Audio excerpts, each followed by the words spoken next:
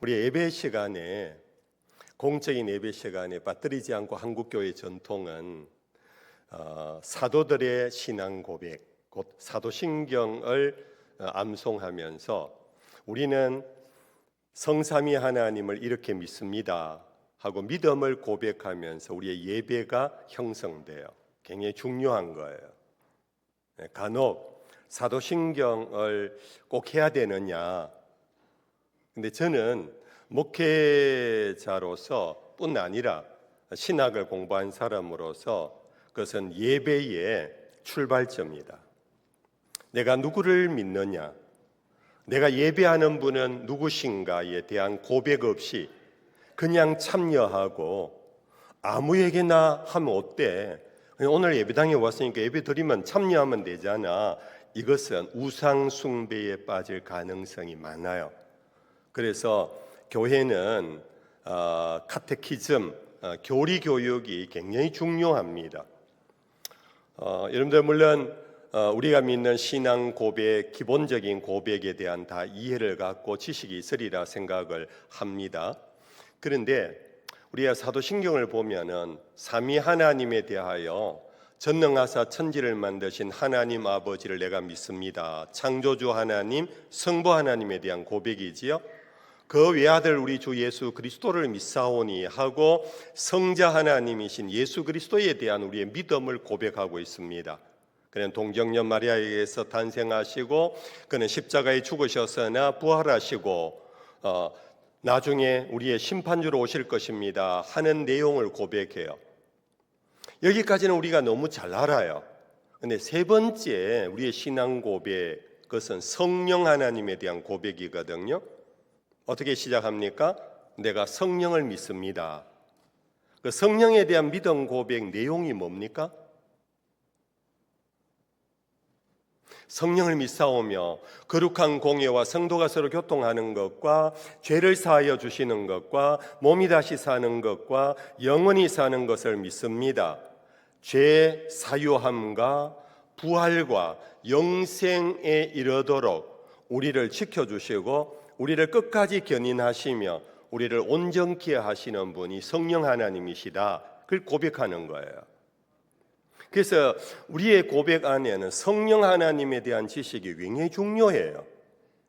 내가 죄사함 받았다라는 감동과 깨달음, 그는 성령의 역사 없이는 깨달아질 수 없어요. 성경을 아무리 많이 읽고 신학 박사라 할지라도 성령의 감동 없으면 보혜사 성령이 너희에게 임하리니 그가 오면 나를 기억하게 할 것이며 진리로 인도하게 될 것이다. 죄에 대하여 심판에 대하여 의에 대하여 너희를 가르치리라. 성령으로 말미암지 않고는 예수를 주라 시인할 수 없다 그랬어요. 그러므로 성령에 대한 믿음, 거룩한 지식은 여러분들 교회의 필수적인 것입니다. 그 가운데 세 가지는 어느 정도 알아요. 죄 사하여 주시는 것과 몸이 다시 사는 것과 영원히 사는 것을 믿습니다. 믿으시지요? 근데 죄송합니다. 근데 성령을 믿사오며 하고 시작하는 것이요. 뭐냐 하면은 제사함, 부활, 영생보다 앞에 나오는 것이 거룩한 공회와 성도가 서로 교통하는 것을 믿습니다. 우리 이 부분은 굉장히 관심이 없이 그냥 스쳐 지나가요. 여러분들 성령이 오시면은 사도행전에 무엇을 했느냐 하면은 교회를 세우셨어요. 교회는 성령이 오심으로 시작된 거예요. 서양 교회는 성령이 세우신 교회인 줄로 믿습니다. 성령이 세우지 않는 교회는 기독교회가 아니에요. 여러분들 그것을 분명히 아셔야 합니다. 이 교회는 성령이 오셔서 처음에 초기 기독교인들 우리 교회의 믿음의 대선배들에게 감동을 주시고 그들이 헌신하게 하시고 그들이 순종하게 하심으로 이 교회가 시작되었다. 그 헌신한 믿음의 선배들도 귀하지만 그들에게 역사하신 성령이 없었다면 불가능한 거예요. 아멘. 뿐 아니라 지금도 여전히 성령이 이 교회를 지키시고 보호하시고 성령이 이 교회를 부흥시키시고 성령이 이 교회를 날마다 새롭게 해가시는 The Lord, 주인이십니다. 여기에 한 가지 또 거룩한 공예와 하고 그다음에 뭡니까? 성도가 서로 교통케 하는 분이 누구냐? 성령이세요.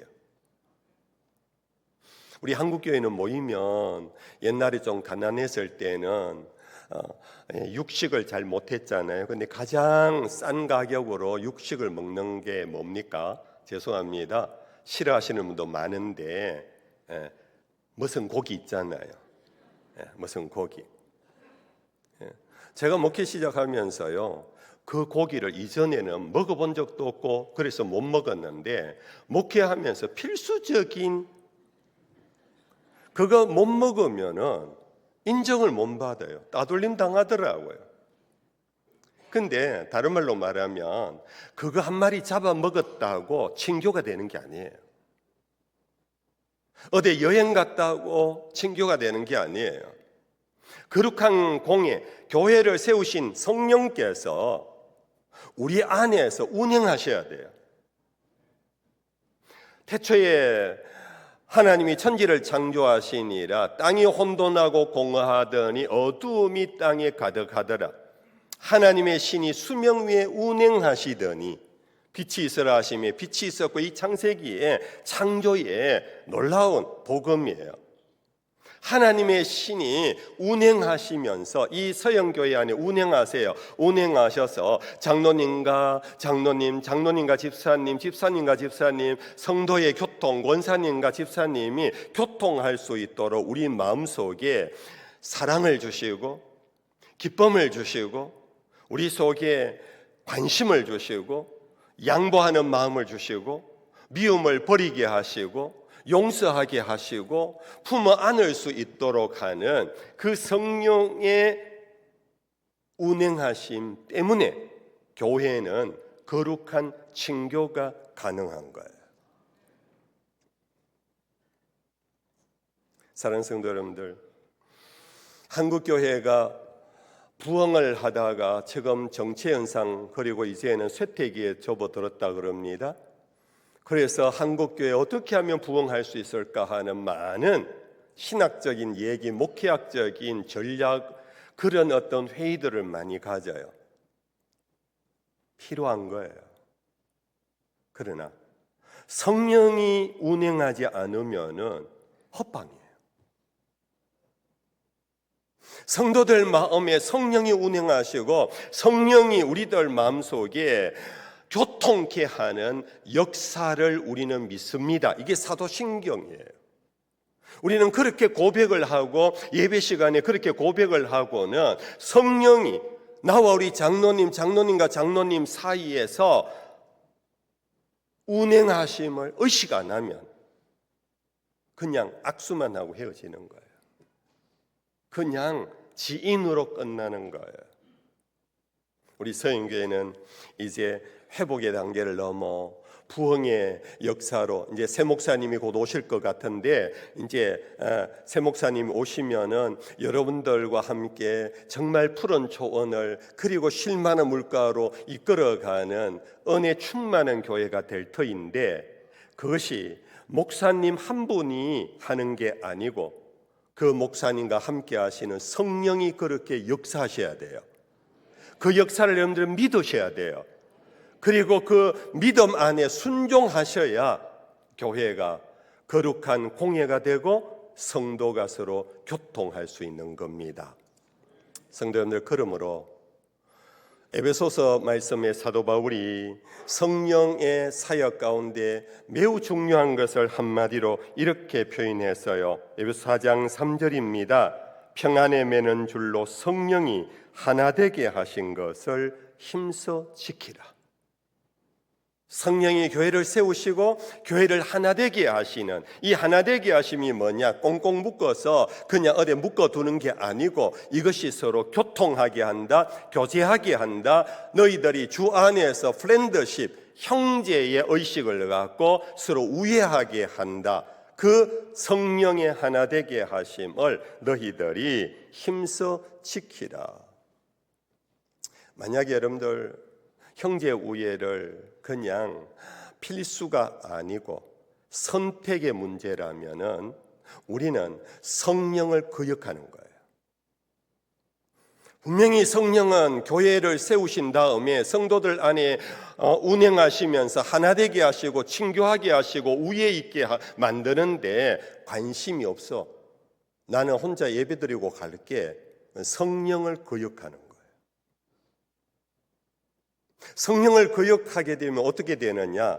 육체의 현저한 일들이 교회 안에 막 일어나요. 교회라고 해서 성령만 계시는 게 아니에요. 외람되지만 사탄이 이 가운데 지금 충만할 수도 있어요. 그러면서 육체의 현저한 일들을 막 일으켜요. 그것이 갈라디아서 제5장에 나오는 말씀인데 그 가운데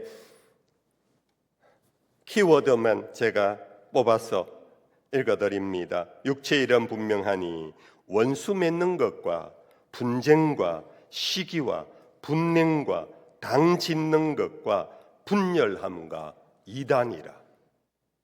육체 현저한 일 그러면 우리는 쉽게 생각하면 살인하고 간음하고 도적질하고 거짓말하고 뭐 이런 얘기로 주로 우리는 육체의 죄악을 생각하는데요.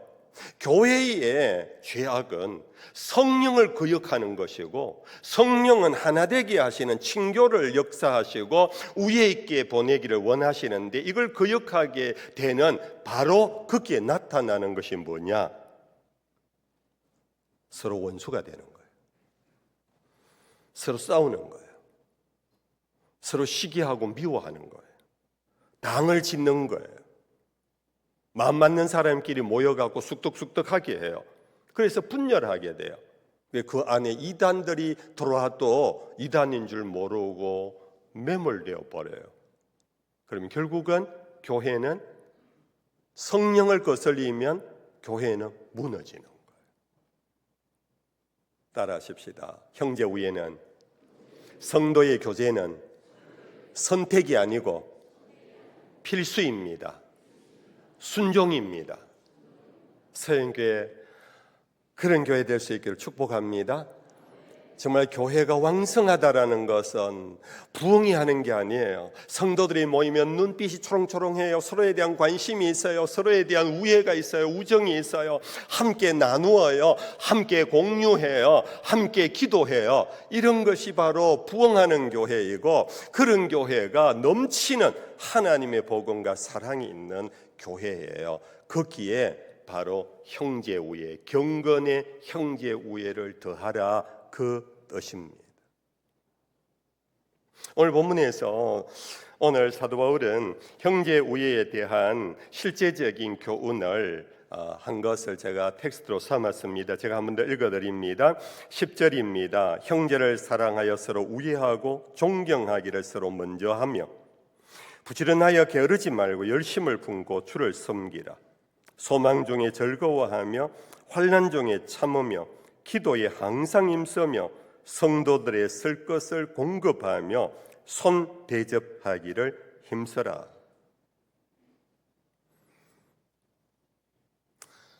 여러분들 형제 우애의 10절의 키워드는 서로 존경하기를 먼저 할 때 가능한 거예요. 11절에는 부지런해야 돼요. 부지런히 뭘 해야 되느냐 하면은 열심을 품고 주를 섬겨야 돼요. 여기 주를 섬긴다는 것은 예배 행위를 의미해요. 성도의 교통은 식당에서 이루어지는 게 아니에요. 예배 안에서 이루어져요. 예배 안에서 십자가를 바라보고 날 사랑하여 자기 몸을 버리신 그리스도 예수를 예배하는 중에 우리의 마음이 성령이 안에서 하나가 되는 거예요. 그때 온전한 성령의 교통, 성도의 친교가 이루어지는 거예요. 일이 게을러지고 나태해져 버리면, 예배가 여러분들 나태해져 버리면 성도의 교통은 더더구나 끝나가는 거예요. 12절에 소망 중에 즐거워하며 환난 중에 참으며 기도에 항상 힘써며 성도의 교통은요, 서로 어렵고 절망 가운데 있는 자를 기도하면서 기도로 소망을 심어주는 거예요. 그리고 환난을 당했을 때 기도로 격려하면서 인내케 해주는 힘을 북돋아 주는 것, 이게 성도의 교통 형제 우애의 실제예요. 돈 한 푼 나누는 게 아니에요. 그걸로 절망을 이길 수 없어요. 그걸로 환난을 이겨낼 수 없어요. 집사님, 내가 기도해요. 집사님 아들 군에 갔다 와서 요즘 취업이 안 돼서 너무 많이 힘들다는 건 내 알아. 집사님, 낙심하지 마. 하나님이 집사님 아들을 사랑하니까 속히 좋은 길이 열릴 거야. 나도 위해서 기도해 줄게. 이게 성도의 교통인 거예요. 아멘. 13절에 성도들의 쓸 것을 공급하며 손대접하기를 힘써라. 성도의 쓸 것을 공급한다. 이 초대교회 모습 아닙니까? 각자 가진 것을 갖고 와서 유무상통했습니다.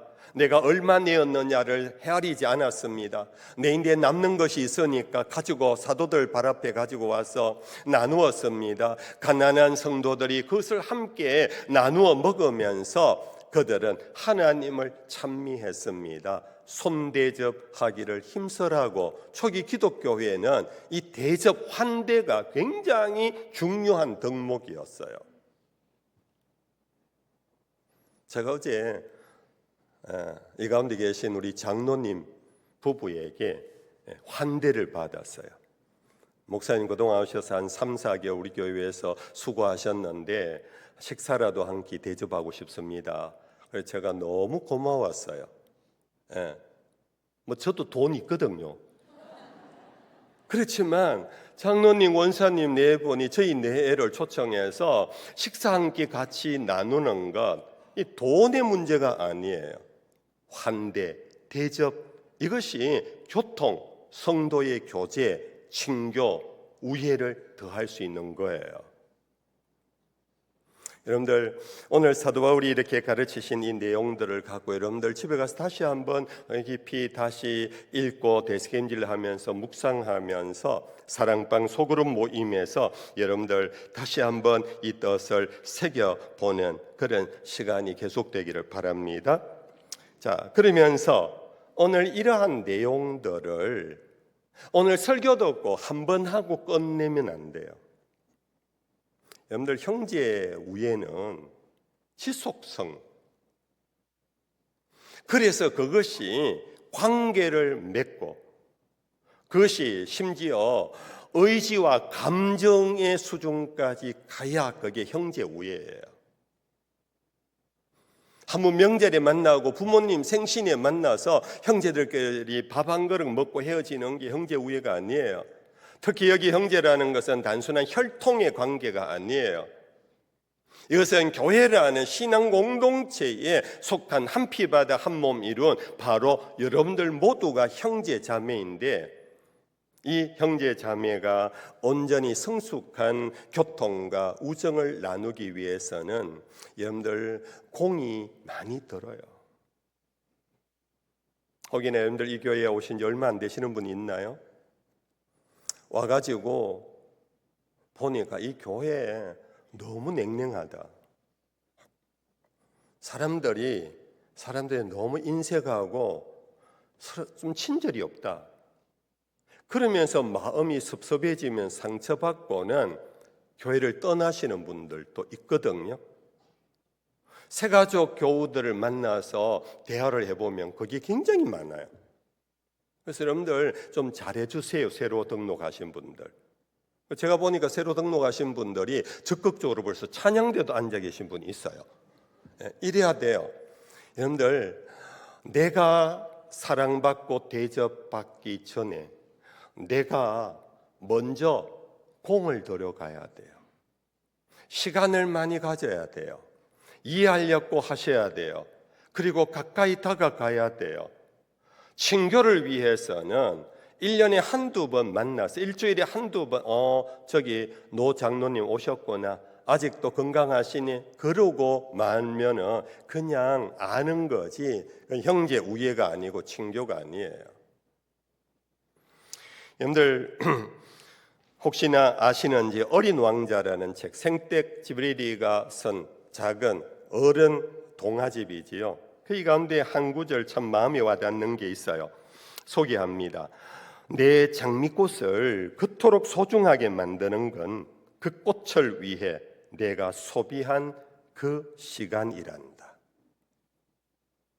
장미꽃에 내가 얼마나 소중하게 여기느냐, 그거는 내가 장미꽃을 위하여 투자한 시간과 비례한다는. 씨 뿌리고 물 한 번 주고는 한 달 내내 스스로 크도록 만약에 큰다 할지라도 별로 소중한 꽃이 못 돼요. 내가 불로동에 어디 가서 화원집에서 작은 화분을 하나 사왔습니다. 물을 줍니다. 매일 그걸 쳐다봅니다. 창문을 열어놓고 바람을 새우게 합니다. 햇빛을 맞도록 합니다. 그게 조금이라도 요즘 나오는 식물 영양분이 있으면 그걸 사서 그렇게 또한 뿌려줍니다. 내가 공들인 것만큼이 소중하게 여겨져요. 그렇지 여러분들? 여러분들 우리 가정의 부모와 자녀 간의 관계가요, 아버지와 자식 그리고 엄마와 자녀 간의 관계는 이거는 완전히 달라요. 우리 아버지들 많이 섭섭하지요. 내가 애를 쓰면 돈벌이하고 직장생활하고 해갖고 했는데 내 돈으로 다 컸는데 이것들이 전부 다 엄마 편이라. 우리 집 얘기입니다. 엄마 편이라. 엄마 편. 그거 왜 그런 줄 아세요? 여러분들 공들여 만나 대화하는 시간이 엄마와 비교가 안 돼요. 같이 밥 먹는 횟수도 비교가 안 돼요. 어디 같이 나가는 일도 비교가 안 돼요. 엄마는 계속해서 대화합니다. 같이 다닙니다. 같이 자기도 합니다. 같이 고민도 나눕니다. 그것이 바로 엄마와 자녀 간에 뗄래야 뗄 수 없는 깊은 우정이에요. 우애예요. 제가 쉬운 그냥 예로 든 겁니다.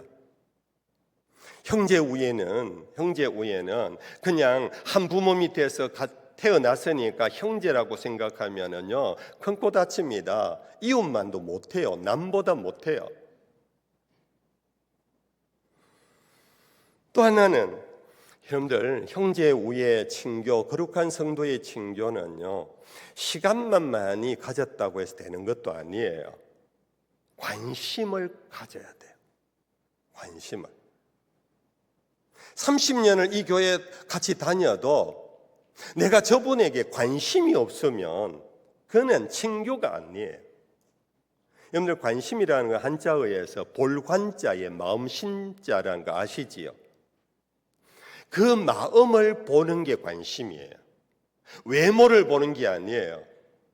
그 마음에 대한 관심을 갖고 그것은 결국은 그 사람의 형편, 희노애락에 대한 관심을 갖고 기쁘면 함께 기뻐해주고 슬프면 함께 울어주고 이것이 바로 우정을 쌓아가는 거예요. 근데 관심이 없으면 우정이 깊어질 수가 없어요. 성도의 친교는 그냥 쭉정이밖에 안 돼요. 그렇다고 너무 많이 알려고는 하지 마세요. 그럼 또 다쳐요. 그는 남의 프라이버시까지 여러분들 건드리면 안 돼요. 그러나 정직한 마음으로 순수한 마음으로 우리가 서로에 대한 관심을 가질 때, 요즘 아무개 집사가 요즘 몇 주 안 보이네. 그게 벌써 관심을 갖고 있는 관계거든요. 그러면 전화를 해요. 집사님 요즘 어디 편치 않으세요? 이게 바로 성도의 친교예요. 여러분들 이 관심이 깊으면 깊을수록 우리의 관계는 더 깊어져요. 이 관심이 얕은 관계는요, 정말 아무것도 아니에요. 제가 시를 하나 소개해 드립니다. 도종환 씨라고 아시지요? 시인이면서 이분은 나중에 국회의원도 되셨고 장관까지 되신 분이세요. 이분의 시집 가운데 한 글귀인데 깊은 물이라는 걸 소개합니다. 물이 깊어야 큰 배가 떤다. 얕은 물에는 술잔 하나 뜨지 못한다. 이 저녁 그대 가슴엔 종이배 하나라도 뜨는가? 돌아오는 길에도 시간의 물살에 쫓기는 그대는 얕은 물은 잔돌만 만나도 소란스러운데 큰 물은 깊어서 소리가 없다. 그대 오늘은 또 얼마나 소리치며 흘러갔는가? 굽이 많은 이 세상 이 시냇가 여우를. 우리 세상이 굽이쳐가는 그런 우리의 삶 아닙니까? 그런데 물이 얕으면요, 작은 돌에도 물이 부딪히면서 소리가 시끄러워요. 여러분들, 우리가 관계가 얕은 사람, 관심이 얕은 사람은요, 말이 많아요. 뭐 득되는 거 없이 말만 많아요. 시끄러워요. 그러나 여러분들 관심이 깊고 그래서 관계가 깊은 사람은 웬만한 것도 소리가 안 나요. 그 속에 빠져들어요. 내 마음이 그 사람에게 빼앗겨요. 그 사람을 내 마음으로 안을 수 있어요. 이게 여러분들 경건 위에 형제 우애가 필요한 거예요. 교회가 교회다운 거고, 교회가 생명력 있는 세상을 변화시킬 수 있는 것은 여러분들 우리들이 깊은 물과 같이 서로를 보다듬고 서로를 안고 서로를 위로하고 격려하는 중에 여러분들 그렇게 함께 나아갈 때 그것이 여러분들 세상을 휩쓸어 갈 수 있는 깊은 물, 거룩한 파도가 될 수 있는 거예요. 여기에 반드시 필요한 세 번째, 그것이 바로 형제 우애는요, 시간도 많이 가져야 되고 관심도 많이 가져야 되지만은 서로 간의 믿음이 필수예요.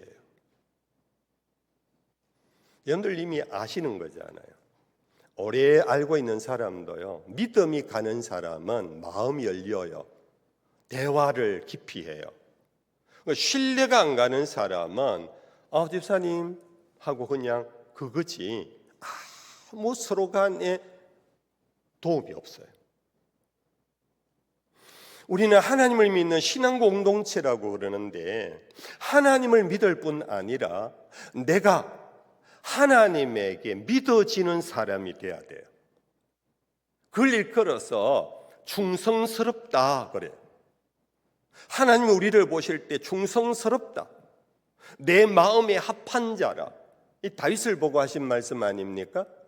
하나님이 누구를 기뻐하시는가? 믿음이 없이는 하나님을 기쁘시게 하지 못한다 그랬어요.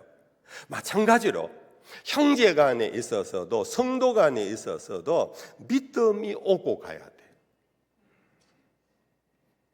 여러분들 믿음이란 뭔가? 그것은 한결같음을 의미해요. 믿음이라는 것은 변치 않아요. 변치 않을 때에 믿음이 깊어져요. 시작하고 끝이 한결같을 때 우리는 그 사람을 신뢰하고 내 마음을 다 열어요. 그런데 어제 말하고 오늘 말이 다르고 1년 전에 나에 대한 모습과 지금 모습이 다르고 내가 건강하고 내가 뭐가 좀 여유 있을 때 나에게 다가와서 하는 말하고 내가 지금 뭔가가 부족할 때 나에게 대한 말이 다르고 이러면 이것은 친교가 될 수도 없고 형제 우애가 될 수가 없는 거예요. 웃을 때만 친구가 아니라 울 때도 친구가 되어줘야 돼요. 웃을 때만 그 사람의 이유를 듣는 게 아니라 울 때도 왜 우는지의 이유를 들어주는 그런 관계가 지속될 때 그것이 바로 신뢰관계가 형성되는 것이고 그것이 바로 성도의 교통인 거예요. 여러분들 한번 상상해 보십시오. 우리 서영교회가 그런 공동체가 된다면 얼마나 행복하겠어요. 교회 오는 게 얼마나 여러분들 기다려지겠어요. 누구로부터 전화가 오면 얼마나 반갑겠어요. 오늘 우리는 전화 오면 왜 무섭습니까? 교회 가는 것이 왜 억지고 여러분들 겨우 가는 겁니까? 왜 교회 모임에 마음의 자유가 없이 모입니까? 바로 이와 같은 성령의 역사 속에 진행되어지는 성도의 교통, 형제의 우애가 깊어지고 사여지고 형성되지 않은 데서 교회는 어쩔 수 없이 가야 되는 곳, 그래서 생명력을 잃어버리는 거예요. 급히 조그만 문제가 생기면 교회 안에서 시험이 들어버려요. 거기에서 상처를 받아버려요. 그래서 나가서 교회를 지켜야 할 사람이 교회를 욕해요.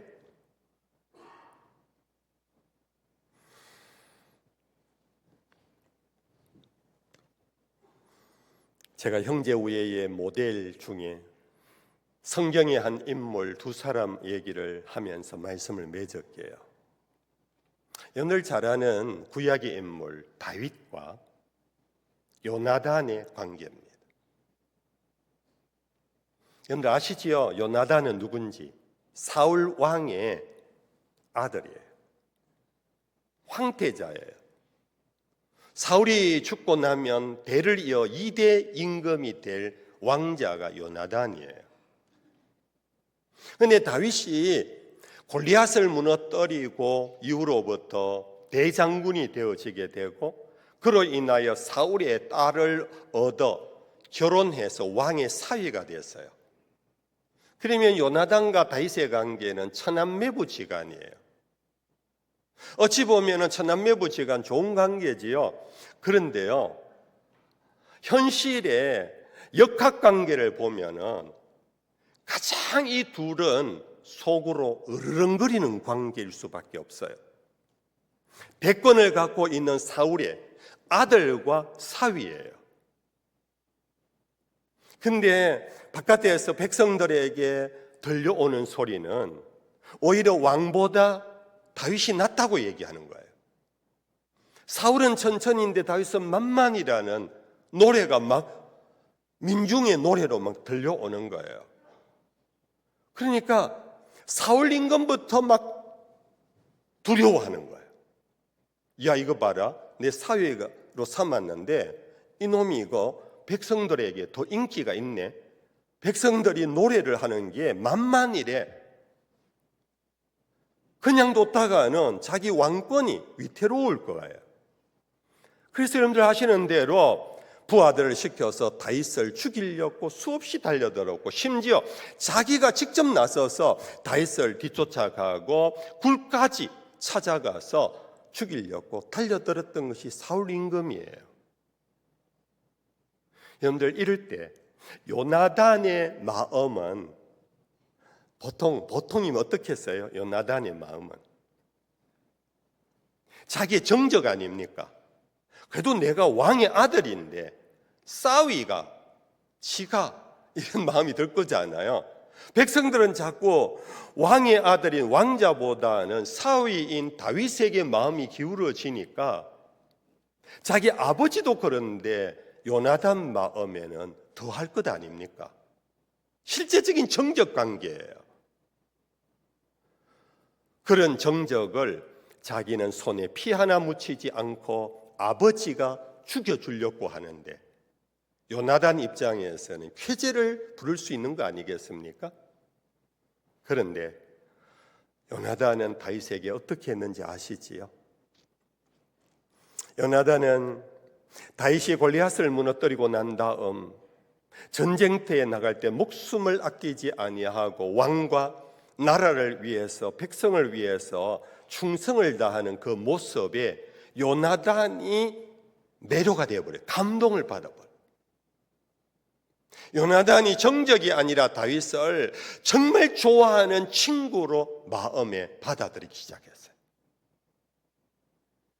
그러면서 둘이가 흔히 하는 말로 의형제를 맺었어요. 언약을 맺었어요. 여러분들 그 내용이 사무엘상에 나오고 있는 내용입니다. 사무엘상 제18장 한 토막을 소개합니다. 요나단의 마음이 다윗의 마음과 하나가 되어 요나단이 그를 자기 생명같이 사랑하니라. 요나단은 다윗을 자기 생명같이 사랑하여 더불어 언약을 맺었으며 그 증거로 요나단이 자기가 입었던 겉옷을 벗어 다윗에게 주었고 자기의 군복과 칼과 활과 띠도 그리하였더라.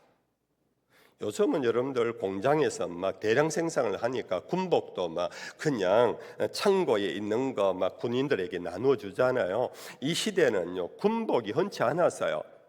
황태자의 군복은 한 벌밖에 없어요. 근데 이것을 다윗에게 줬다는 거예요. 황태자의 금 하나밖에 없어요. 이걸 다윗에게 줬다는 거예요. 그런데 이것은 뭡니까? 그 옷과 그 갑옷 투구와 금을 갖고 있는 것은 황태자를 대신하는 시그널, 증거물이에요. 요나단은 다윗을 향한 그가 가지고 있었던 존경하는 마음, 그런 어떤 사랑하는 마음, 좋아하는 마음이 내 것이라는 게 없어져 버렸어요. 다윗이여, 이거는 그대의 것입니다. 이건 당신이 가지기에 당신은 충분한 자격이 있습니다. 나는 없어도 되니 당신이 갑옷을 입고 이 검을 갖고 나가서 우리 백성 이 나라를 위하여 싸워 주십시오.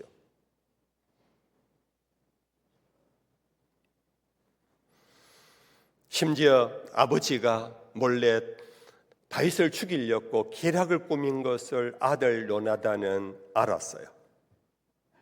이번에는 영락없이 다윗이 죽임당하겠다.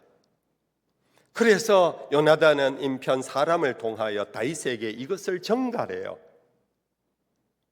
다윗이여, 우리 아버지가 여차여차 계략을 갖고 당신을 죽이려고 이번에는 정말 당신 힘든 순간이 옵니다. 그러니까 빨리 거기에서 도망쳐야 합니다. 자기는 손에 피 하나 묻히지 않고 정적 다윗을 아버지 손을 통하여 죽일 수 있음에도 불구하고 요나단은 다윗과 맺은 언약, 그리고 다윗을 향한 우정, 그것을 위하여서 아버지의 비밀스러운 것도 다윗에게 알려줘서 다윗을 구해주는, 살려주는 이 모습, 이것이 바로 여러분들 다윗과 요나단의 여러분들 극적인 하나의 관계로 치부하지 맙시다. 그들도 죄인입니다. 그들도 허물이 많습니다. 그들도 육정이 있는 사람입니다. 그럼에도 불구하고 우리와 똑같은 죄인이요 육정이 있음에도 불구하고 정말 성도의 교통의 모델입니다. 형제 우애의 가장 좋은 모델입니다. 오늘 우리는 이해관계에 따라 형제도 없어요, 가족도 없어요, 친구도 없어요. 여러분들, 오늘 이 시대에 우리가 거슬러 가야 합니다. 너희는 이 세대를 본받지 말고 하나님의 선하시고 온전하신 뜻이 무엇인지 분별하여라. 오늘 서인교회를 향한, 오늘 이 시대에 우리 그리스도를 향한, 오늘 대한민국의 현 사태 안에서 우리 성도들을 향하여 하나님의 마음의 뜻이 무엇인가를 생각하면서 여러분들 정말 서로 존경합시다. 서로 존경합시다. 여러분들, 존경한다는 것은 남을 나보다 낮게 여기는 건데요, 이것은 우스개로 우리 집에 남편들이 그런 얘기 많이 하잖아요. 아내에게 당신 내인데 시집 온 거 참 복받은 줄 알아라. 복받은 줄 알아라. 당신 내 안 만났으면 어디 가서 고생할지 모른다. 여러분들, 그 말을 듣는 아내들이요, 왜 그 말을 듣고 있습니까? 그 말은 남편이 무엇을 원하느냐 하면 인정받기를 원한다는 거예요. 화난 아내가 인정 안 해주니까 남편 입에서 그 말이 나오도록 하면 어떡해요? 그래서 아내가 그런 얘기해야 돼요. 나 당신 만난 거 내 생애 최고의 선택이었다고. 당신 때문에 내가 지금까지 행복하게 산다고 그 한마디만 해주면 남편들은요 온몸을 불태웁니다. 우스개 같지만 이게 실제예요. 내가 존경받고 인정받는다. 이것이 우정의 시작이에요. 그것이 한두 번이 아니라 그것이 긴 시간을 통하여 변함없이 한결같이 그런 관계 속에 서로 간에 믿음이 이루어져요. 그런 중에 서로 간에 여러분들 이 요나단과 다윗과 같이 끝까지 이해관계 속에서 나에게 손해가 될지라도 내 것인데 빼앗기는 것 같다 할지라도 하나님이 원하시면 이것이 하나님의 인도하심이라면 내 계획보다는 내 이데올로기보다는 하나님의 하시는 일에 내 모든 것을 내려놓습니다. 주님 뜻대로 하시옵소서. 아멘. 이럴 때 작게는 부부관계, 이럴 때 형제관계, 여러분들 이럴 때 성도들의 관계가 얼마나 화친하고 아름답고 행복하겠습니까? 우리 조선민족은요, 우리 대한민국은요, 참 우정이 많았던, 정이 많았던 민족이에요. 여러분들 멀리 있는 자식, 멀리 있는 사람보다는 옆에 있는 이웃을 사촌이라 불렀어요. 옆에 있는 사람을 사촌이라 부르면서 형제 우애를 나누었던 것이 우리나라 전통적인 문화였어요. 음식을 하면은 음식을 꼭 나누어 먹었어요. 그렇지 않아요? 심지어요, 죄송합니다. 우리의 제 어머니 때 과거 6, 70년 전에 그 이전에 부인이 아기를 낳았는데 젖이 생기지 않았어요. 이래 되면은 옆집에 어느 집의 부인이 아기를 낳았어요. 자기 아이에게 먹일 젖이 어느 정도 나와요. 충분하지 않아도 젖이 전혀 나오지 않는 그 집의 아이를 불러다가 자기 젖을 먹이는, 그걸 일컬어서 젖동량이라 그랬잖아요. 요즘 이건 있을 수 없는 일이잖아요. 우리는 젖동량까지 할 수 있었고 젖동량을 나누며 함께 살아왔던 이 나라, 이 민족이 여러분들 왜 이렇게 싸우고 있습니까? 왜 이렇게 갈라서고 있습니까? 왜 이렇게 서로 욕하고 있습니까? 왜 이렇게 한 교회 안에서도 남보듯이 봅니까? 성령이 슬퍼하고 계십니다. 성령이 오셔서 이 교회를 세우셨는데 성령이 지금도 우리 마음속에 감화감동 주면서 하나 되게 하시기를 원하시는데 여기에 순종하면서 아름다운 우리 서영교회 새 목사님 오면 좋을 것 같아요. 제가 땅을 부들부들하게 해놓고 가잖아요. 계속 부들부들하게 하기를 바랍니다. 여러분들, 그래서 여러분들이 모인 곳에 웃음이 넘치고 서로 존중하고 서로 나누고 이러면 새 목사님 오셔서 막 질주하게 되면은 서영교회, 이 대구에 예루살렘과 같은 교회, 그런 성전이 되어지기를 주 예수의 이름으로 축복합니다.